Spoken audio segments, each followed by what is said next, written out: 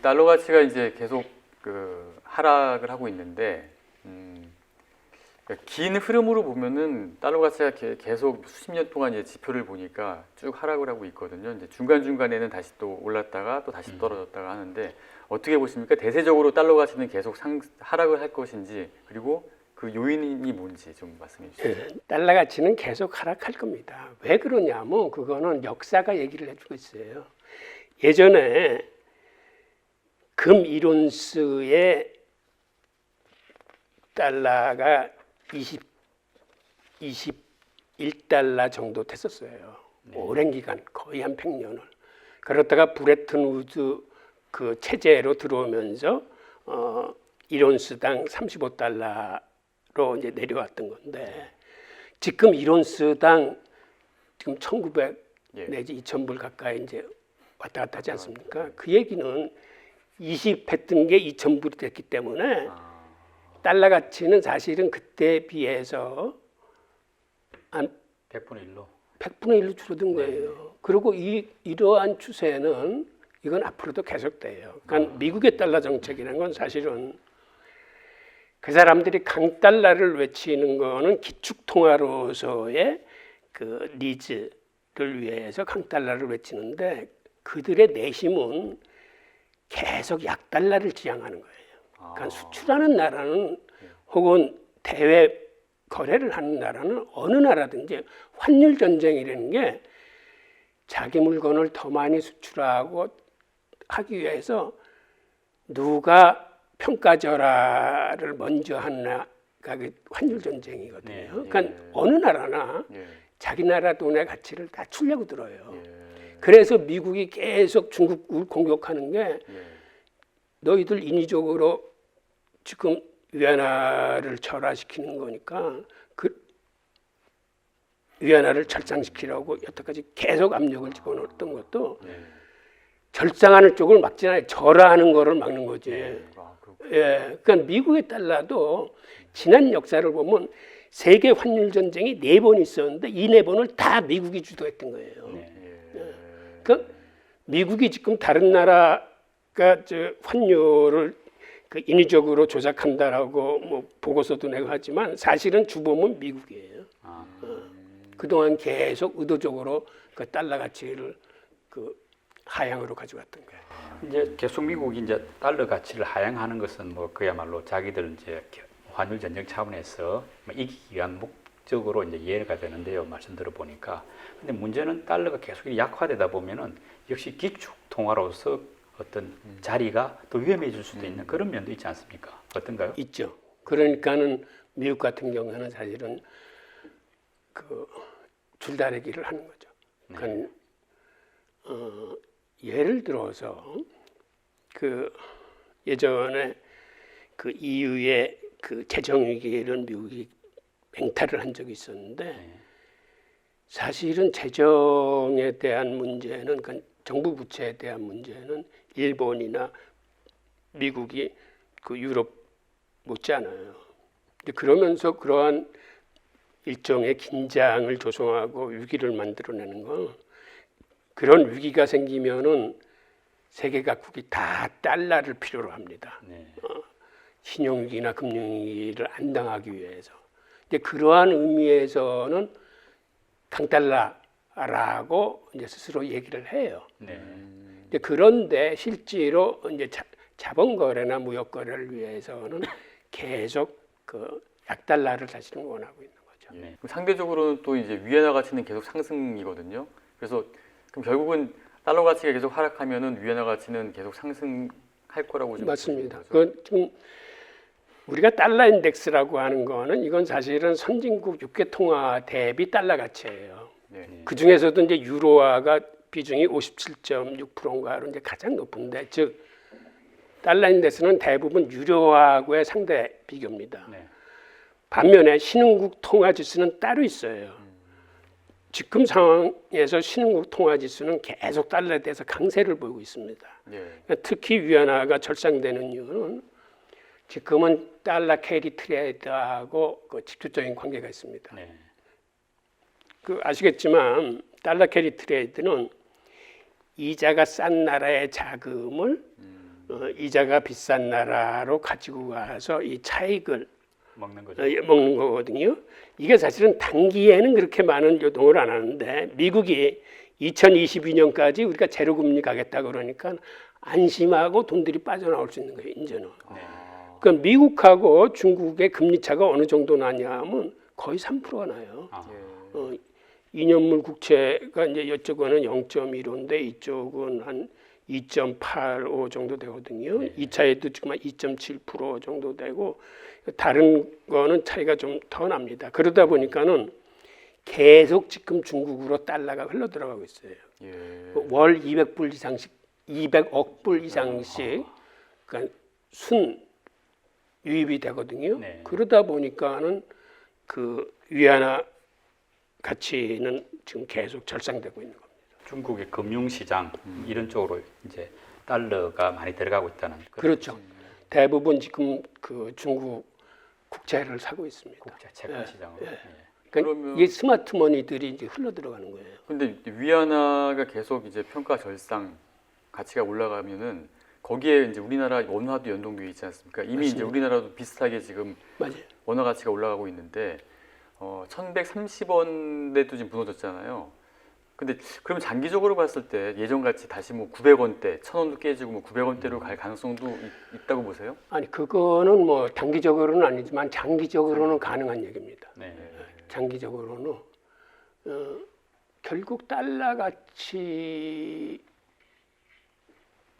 이제 반비례하는 거고 또 하나는 그 중국이나 우리나라의 채권 시장이나 주식 시장이 지금보다도 더 높은 속도로 이게 성장을 하면은 그때는 그 금리차뿐만 아니라 이제는 그 성장성도 본과 동시에 이 돈이 환차익도 얻어가요. 그러니까 캐리 트레이드가 일종의 일석삼조를 누리는 건데, 오케이, 그러니까 금리차 네. 한 2.8% 되는 금리차도 큰데다가 돈이 이렇게 몰리면 이쪽 돈은 계속 강세로 가고 이쪽은 약세로 가기 때문에 나중에 이제 환차익이 생깁니다. 네. 네. 그리고 이렇게 돈이 몰리고 시장이 크면은 거기 집어넣었던 채권이나 주식 자체가 또 가격이 올라요. 네. 그런 등등의 요인을 보고 이제 움직이는 거죠. 교수님 설명 들어보니까 지금 금방 생각나는 게 아까 우리가 이제 그 중국 증시의 장점, 단점 얘기했는데 이런 어떤 외국 자금이 계속 유입되는 상황도 중국 증시의 어떤 장점으로 볼 수 있을까요? 장점으로 볼 수 있죠. 그러니까 주식시장은 자본시장이기 때문에 네. 사실은 유동성이 많이 들어오면은 그 유동성 장세가 이제 시동을 걸 수 있는 거죠. 네. 그러니까 사실은 중국으로 이렇게 달러 캐리 트레이드가 움직이면 사실은 우리도 사실은 덕을 봅니다.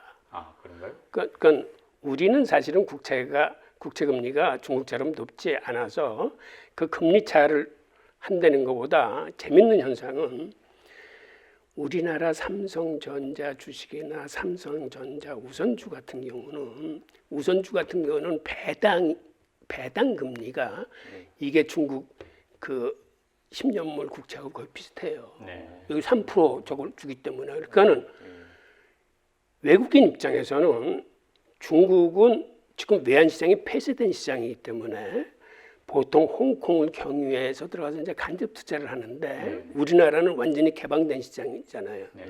그러니까 예를 들어서 외국인들이 우리 삼성전자를 매수했다 급히 큰 물량을 매도하는 게 이거는 어떤 의미에서 위안화 혹은 중국 국채의 대체 상품이에요. 아, 그리고 외국인 입장에서는 훨씬 편해. 네. 삼성전자나 삼성전자 우선주를 사면은 그건 저거는 간접 투자기 때문에 빠져나올 때도 역순으로 나와야 되지만 우리는 이게 ATM기예요. 네. 그냥 원할 때 언제든지 사고 언제든지 현금을 인출해 나갈 수 있으니까 네. 그런 의미에서 그 사람들이 그 삼성전자를 그렇게 이제 크게 이제 매수하는 거고 지금 우리나라에서 외국인 매도세가 강하고 많이 팔았다고 그러지만 사실은 이 돈은 바깥으로 빠져나가지 않고 우리 채권 시장으로 다 들어옵니다. 그러니까는 주식시장에서 매도한 외국인 그 매도액의 금액과 우리 채권 시장으로 들어온 금액이 사실은 거의 비슷해요. 이 돈들이 주식을 팔고 바깥으로 빠져나가는 게 아니라 주식을 팔면 우리 채권을 사요. 디지털 화폐도 사실은 요즘 관심이 많고 궁금하거든요. 계속 좀 질문드리고 싶은데 예. 일단 디지털 화폐는 지금 중국이 가장 뭐 선도적으로 적극적으로 하고 있지 않습니까? 예. 이 중국이 지금 디지털 화폐에 가장 이렇게 열심히 하는 이유 뭔지 한번 설명해 주실까요? 우선 이건 사실은 암호화폐에서부터 시작되는데 네. 암호화폐가 가만 들여다보니까 굉장히 유용한 기술들이 있더라 이거예요. 블록체인 기술과 송금을 즉시할 수 있고 수수료가 싸고 등등. 그래서 그 유용한 기술들을 중앙은행들이 그 디지털 화폐라는 쪽으로 이제 흡수를 해서 그 중앙은행이 디지털 화폐를 만드는데, 근데 가장 큰 차이는 암호화폐는 추적 불가능한 화폐고 개인의 프라이버시를 지키기 위해서 탄생하는 거고, 그렇죠. 중앙은행의 디지털 화폐는 이게 추적 가능한 화폐입니다. 그런 과정에서 이제 어떤 일이 벌어졌냐면 그 페이스북이 리브라를 발표했을 적에 사실은 리브라가 세계 화폐를 지향했어요. 즉 달러, 유로와 엔화 뭐뭐해서 그거를 기초 자산으로 세계에서 통용될 수 있는 그 디지털 화폐라는 명목으로 나왔을 때 미국 정부가 용인하지 않습니다. 근데 그때 깜짝 놀란 건 사실은 중국이에요. 그 기초자산에 위안화는 빠져 있는 거예요. 잘못하면 우리는 소외당하겠구나라는 생각도 있고, 또 하나는 지금과 같은 달러 주도의 그 스위프트 교환 체제에서 벗어나서 이제는 중국하고 무역하고 하는 나라들하고는 위안화 교환 시스템을 만들겠다 그래서 CIPS라는 그 독자적을 만들어서 이게 지금 굉장히 사실은 커나가고 있습니다. 그러니까 그거를 보고 또 러시아는 루블라의 그런 시스템을 만들었어요. 그리고 인도도 만들겠다 그래서 이 세 나라가 합쳐서 그럼 우리가 이거를 공동으로 그 개발을 해보자라고 합의를 보고 지금 브릭스 이쪽에서는 공동의 디지털 화폐를 지금 또 만들고 있는 중이에요. 그 다음에 중국의 입장에서는 이번 디지털 화폐는 어떤 특성을 갖고 있냐면 인터넷이 들어오지 않는 곳에서도 휴대폰과 휴대폰을 부딪히기만 해도 결제가 되고 거래가 되는 시스템을 만들었거든요. 이 얘기는 세계에서 지금 인터넷을 쓰지 못하는 그 사람들 수가 17억 명이 넘는다고 그래요. 특히 중국이 관심이 있는 1대1로나 아프리카 지역이 심하거든요.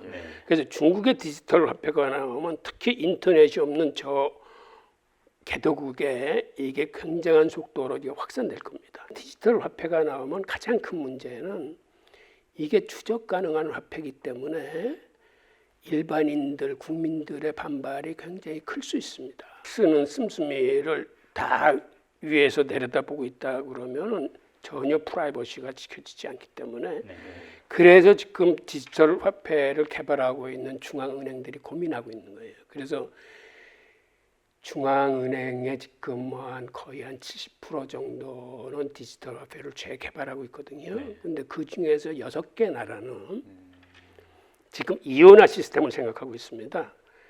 중앙은행에서 상업은행에 내려보낼 때까지는 추적 가능한 디지털 화폐를 내려보내요. 근데 상업은행이 개인이나 기업들한테 유통시킬 적에는 그때서부터는 암호화폐의 플랫폼을 빌려가지고 추적 불가능한 형태로 이 돈을 쏘려고 그래요. 그러니까 국민들의 반발을 막기 위해서. 그런데 중국 같은 경우는 그렇다고 그래서 무제한의 익명성을 보장하는 게 아니라 큰 돈이 거래될 적에는 실명 전자지갑을 써야 된다. 그 다음에 이게 불법 자금이나 지하 자금이라고 판단되면은 법원의 영장을 받아서 추적하겠다라는 지금 이제 단서를 다는 것 같습니다. 그런 식으로 아마 이원화돼서 운영할 가능성이 큰 것 같아요. 그럼 중국 입장에서는 이제 국내 자금 통제용도 되고 그 다음에 대외적으로는 그 미국의 달러의 탈기축 통화 여기에 대한 이제 견제도 되는 거고. 그렇죠. 약간 이중적인 투트랙 전략으로 이제 두 가지가 다 맞습니다. 이득을 볼 수 있다는 차원에서 적극적으로 개발한다고 보는. 우선 중국의 디지털 화폐는 그 말씀하신 대로 지금 탈달러화의 그 하나의 그 일환입니다. 그래서 이제는 그 중국 자체가 이제 세계에서 가장 그 무역 대국이고, 그리고 중국이 그 원자재를 엄청 많이 수입하기 때문에 그럴 적에는 중국의 위안화를 쓰겠다는 거거든요. 그래서 실제로 지금도 석유나 이런 걸 중국에 제공하면서 위안화를 받아가는 이제 기업들도 이제 늘어나고 있어요. 그리고 중국이 러시아하고 할 적에는 달러를 쓰지 않고 위안화나 루블화를 서로 쓰기로 하고, 그래서 이제 점점 세를 뿌리는데, 디지털 화폐가 나오면 이거는 그 굉장히 급속도로 저개발국이나 중국하고 그 교역국 사이에 퍼질 가능성이 굉장히 큽니다. 이거는 신속하게 송금이 되고 송금 수수료도 별로 들지 않고, 그래서 중국이 저번 양회에서 뭐를 제안했냐면, 우리 동남아시아도 우리끼리 그 표준화를 제정을 하자. 그래서 서로 쉽게 이게 통용될 수 있도록. 그때 네 나라를 선정했는데 중국, 한국, 일본, 홍콩 이거를 표준화를 하자고 그러는데 결국은 나중에는 표준화가 될 겁니다. 그래서 이게 서로 자유롭게 유통할 수 있고, 그런 의미에서 이제 중국으로서는 이제 새로운 모멘텀을 갖는 거죠. 이 중국이 이렇게 적극적으로 이제 나오니까 당연히 또 기축통화국인 미국도 방어 차원에서라도 이 대책을 세워야 될 거 아닙니까? 그래서 뭐 아까 말씀대로 뭐 리브라 같은 이런 민간 차원에서의 부분도 있고, 또 JP 모건 그 JPM 코인 이런 식으로 이제 미국의 뭐 은행이라든지 민간 회사들도 이런 걸 준비를 하니까 미국은 이제 좀 상대적으로 늦었지 않습니까? 그러면 우리가 생각할 때는 미국은 어떤 이런 민간에서 준비가 됐고 좀 이루어졌던 이런 영역을 흡수해 가지고 중국하고 대비하지 않을까, 중국하고 이제 이렇게 맞서서 이렇게 경쟁하지 않을까, 이렇게 이제 뭐 추정을 해보는데 어떤가요, 교수님 보시기에는? 달러의 도전은 그게 민간이 됐건 뭐 적국이 됐건 어느 나라가 됐건 미국이 용서하지 않는 게 두 가지가 있었어요. 하나는 달러고 하나는 석유였는데 이제 석유는 세일가스 때문에 그거는 이제 논의가 되고 마지막 달러 남았는데 이거를 어떻게 지켜낼지는 사실은 관심거리예요. 그 미국은 그 사실은 그 디지털 화폐 개발을 그렇게 크게 생각하지 않는데, 최근에 어떤 변화가 있냐면 국제개발결제은행에서도 권하고, 그 다음에 그 달러 인덱스에 들어가 있는 6개국이 합동 연구, 합동 개발하는 모임을 만들었거든요. 근데 최근에 미국이 거기 가입을 했어요. 그리고 미국 의회도 그 정부하고 연준에 빨리 디지털 화폐를 개발하라고 이제 권고를 했고, 그래서 미국의 의중은 사실은 디지털 화폐를 연준 차원에서 개발하는 게 그렇게 어려운 일은 아닐 겁니다. 그런데 이게 급하다고 그래서 이렇게 민간 섹터를 풀어줄지, 아니면 그러다 보면 달러에 대한 도전이 여기저기서 파생될 수 있으니까 아예 원천적으로 봉쇄할지, 그거는 이제 좀 더 지켜봐야 될 것 같아요. 어쨌건 미국은 준비는 하고 적극적으로 대처해 나간다, 이런 뜻이네요. 그렇죠.